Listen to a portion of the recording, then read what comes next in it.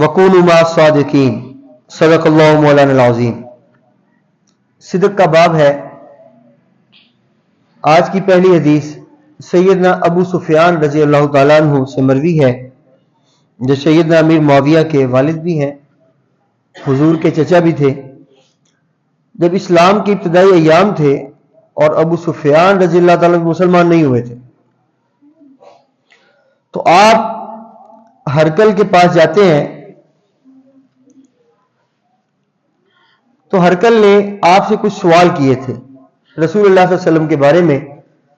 तो उसके बारे में उसका एक मुख्तसर सा वाक़या आपने जिक्र किया है।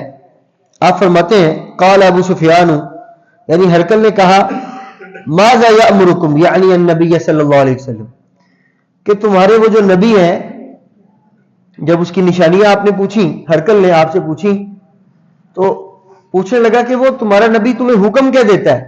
क़ाल अबू सुफियान क़ुल्तु, आप फरमाते हैं मैंने कहा, यक़ूलु उअ्बुदुल्लाह वहदहु वला तुश्रिकू बिही शैअन,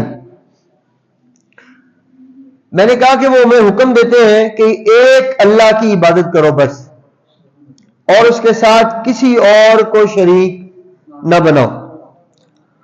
वत्रुकू मा यक़ूलु आबाउकुम, और जो तुम्हारे आबाओ अजदाद तुम्हें कहें उस सब को छोड़ दो।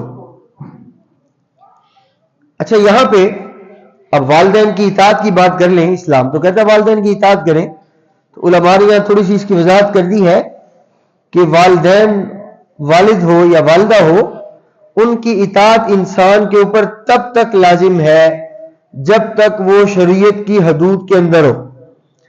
अगर वालिदैन, वालिद या वालिदा किसी बच्चे को ऐसा हुक्म दें, ऐसी बात का हुक्म दें जो दायरे जो या इस्लाम से उससे मना कर रखा हो, या उससे कोई हुकूकुल्लाह की हक तलफी होती हो या हुकूकुल इबाद की हक तलफी होती हो, तो ऐसी सूरत में औलाद के ऊपर माँ बाप का हुक्म मानना वाजिब नहीं है।